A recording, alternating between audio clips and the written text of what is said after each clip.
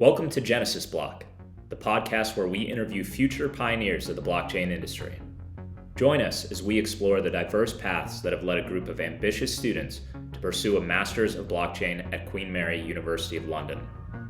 From their early beginnings to their aspirations in the ever-evolving world of blockchain, get ready for an intimate series of conversations that illuminate their stories, dreams, and insights.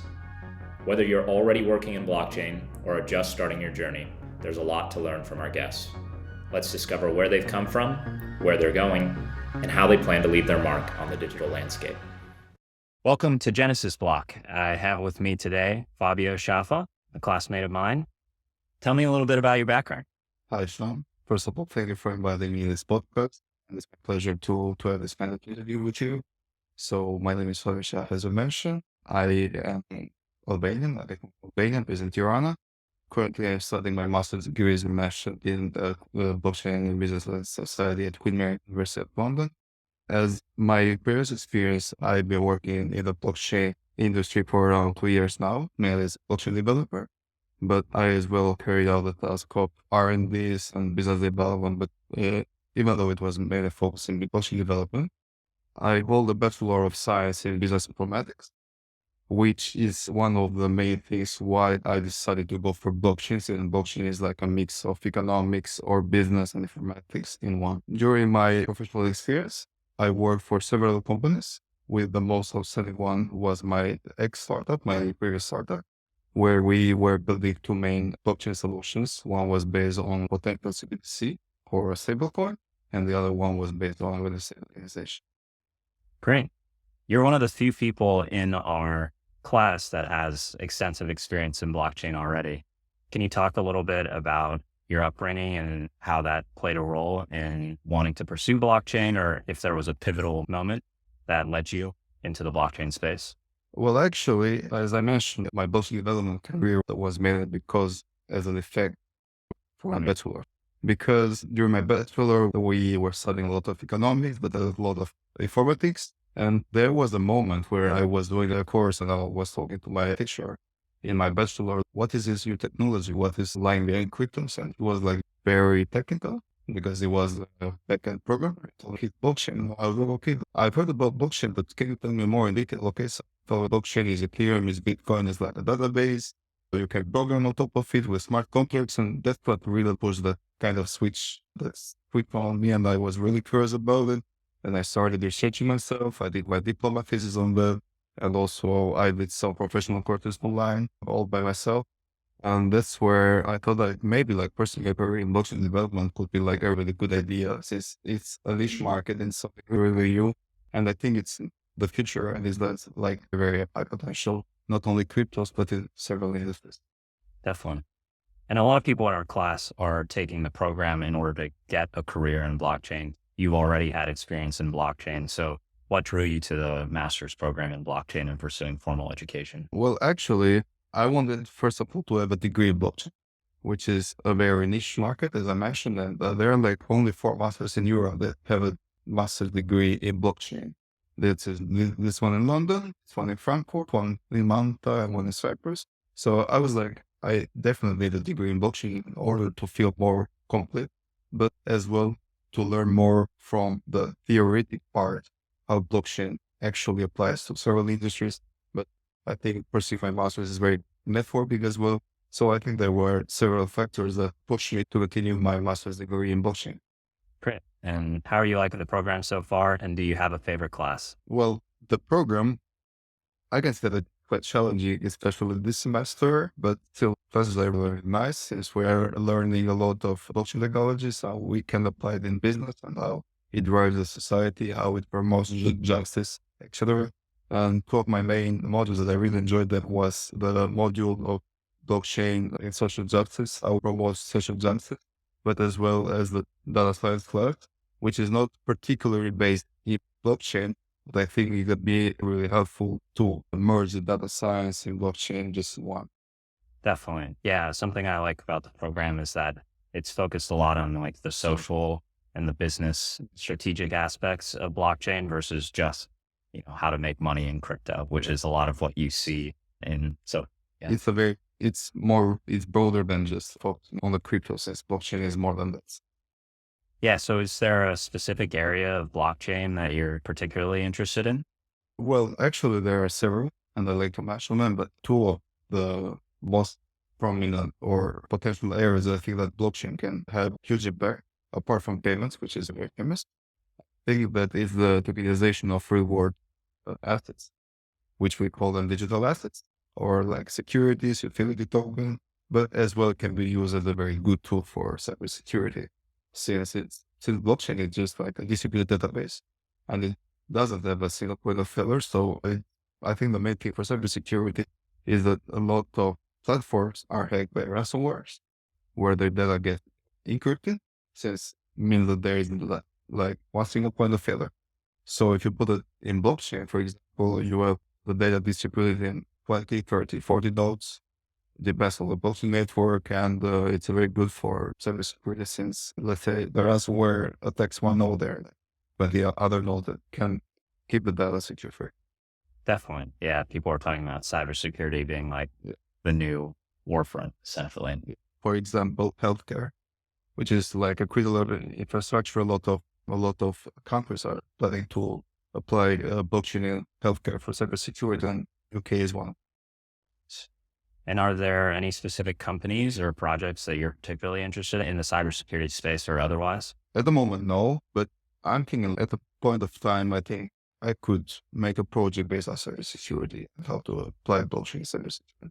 Mainly just like writing, coding a smart contract that stores data on chain. That's all the point of cybersecurity. But as I mentioned, a really good project would be for healthcare, for storing the patient data on the smart contract that stores it. So what are you hoping to do once you have your master's? Pursue a company in one of these spaces or work in the field? Well, definitely I'm planning to work on blockchain industry, and I'm having some application reviews the moment speaking. I think that my main focus is to focus on the tokenization of real world assets. So I'm collaborating with some companies at the moment, which could in turn like turn to a job offer maybe after finishing the masters.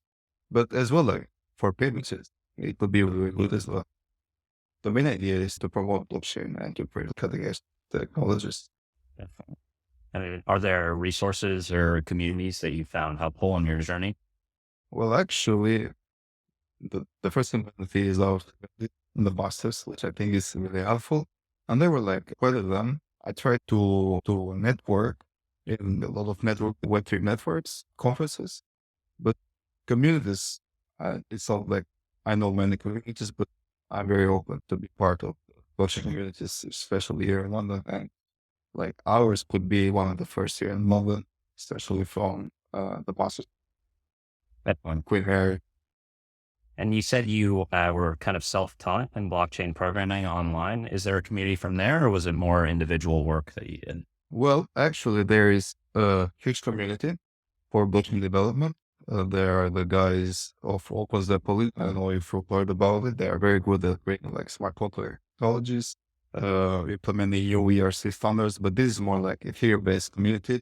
I think that there are like communities for other blockchain networks as well. I think there would be communities for sure for Solana, Cardano, etc. But for EVM blockchains, Open Zeppelin are, in my opinion, is one of the best.